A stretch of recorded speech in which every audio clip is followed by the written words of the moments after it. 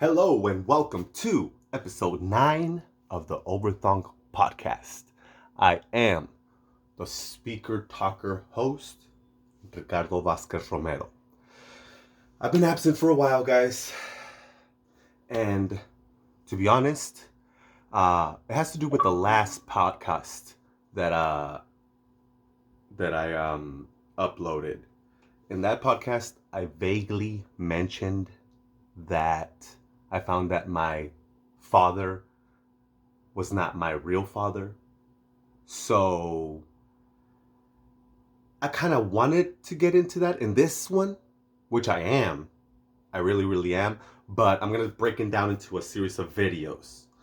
I know I brushed over it last time, but that's because at the time I don't think I was ready to talk about it. And that's just being honest. So now, here we are. And it's going to start with this story that it's it's about the devil.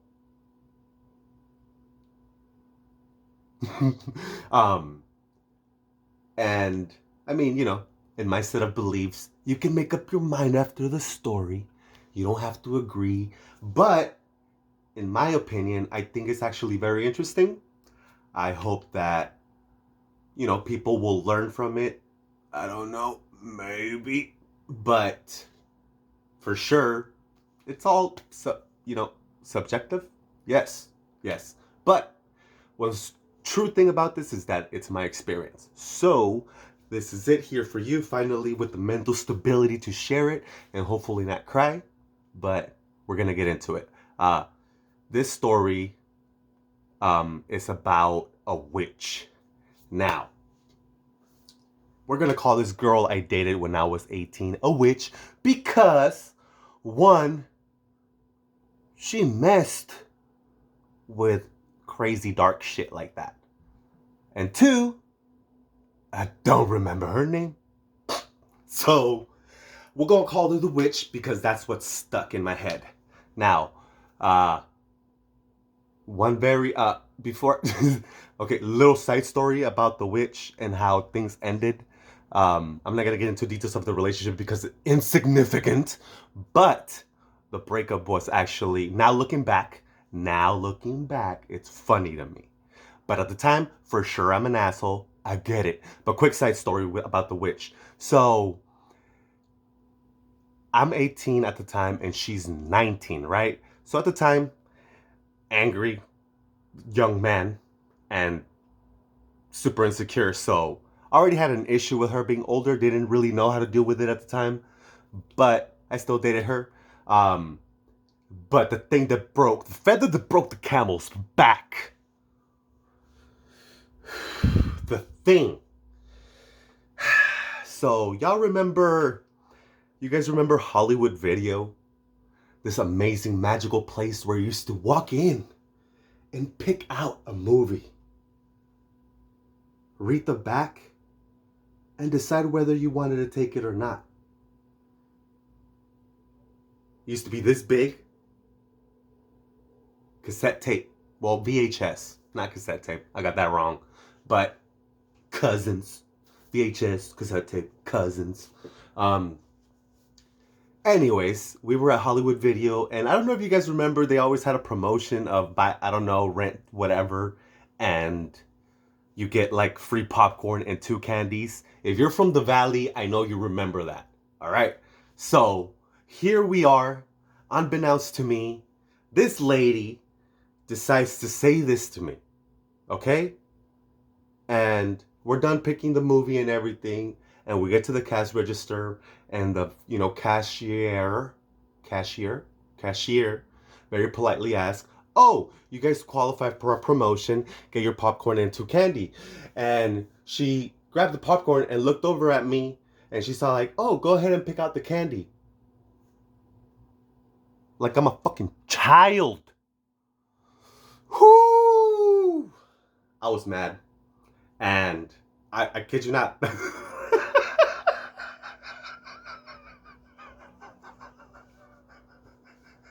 Dude, it's so petty. It's so petty looking back at it now. But That's the real story. I was so infuriated that she treated me like a child and told me to go get the freaking candy. Which were Twizzlers and Baby Ruth, by the way. Yep, I took them. Then broke up with her like a couple of days later. And that's the story about that. But anyways, back to the relevance of her to the story that actually matters, which is about my history with the person who I thought was my father. Let's just say alleged father, because all that other just takes too long to say. Anyways, so this girl was also a witch. And the reason why I say a witch is because there's a couple of events or things that happened. And my sister were part of some, or yeah, one. And which is actually the most important one, which I'm going to get to. But there's certain other things that happened before that actually got me to start believing in this crap. Now looking back at it and setting my beliefs, I understand that this is how the devil gets his stuff. However, it doesn't change the fact that something real happened. So, the reason why this story is the beginning is because this story is where the idea that my dad might not be my dad even came into my brain. And this is where it was born. And so this girl, number one, she came over one day and we were hanging out or whatever, and she vaguely started talking about that stuff, and she started talking about cleansings with eggs, right? So I'm sitting there, my skeptical ass, I was like, okay, so what do you, huh? Wait. You can clean my soul with an egg? And she's all like, yeah. So, there I am. Ya con el pinche huevo. Like, neta, dog. However, if all my raza out there understands this and knows what this is, that should be real. So, witch cracks the egg open, and that thing is this color. Dark. Coincidence? I don't know. But I did start believing. That was the first thing that happened, right? Second thing that happened, again, she came over, random ass day. She pulls out this amulet out of her pocket, okay? And she starts telling me this freaking story about the freaking who, and I don't know, ancient Mayans, and like, it was pretty interesting story. However, long story short, this amulet could answer any yes or no question accurately. And the only thing else that I got from the whole story is that it's connected to some spiritual thing. Now, dude, guys, spiritual does not mean good, okay? Spiritual could also be demons, not just angels. So just because you're spiritual doesn't mean you're being guided by a positive entity, if that's what you want to believe. So just something to think about. Anyways, this amulet was answering questions, and you're supposed to hold it like this, and then I would hold it like this, and then the thing would be clockwise for yes, counterclockwise for no. I don't know how that looks to you guys. It looked right to me. Whatever.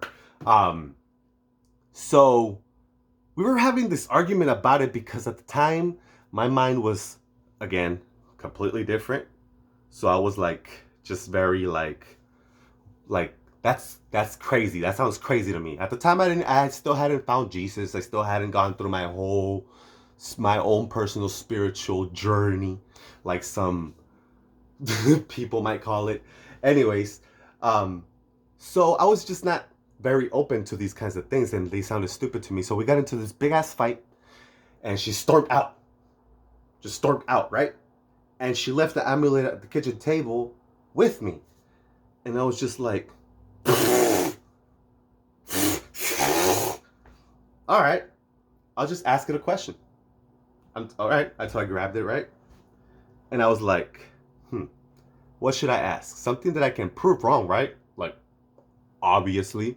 So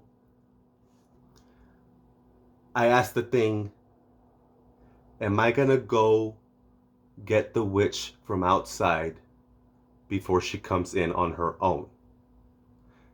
And the thing started spinning counterclockwise, which is a no. And I was like, then I'm just gonna get up right now and go do it. So as I got up from my chair, in comes the witch. On her own. Dude.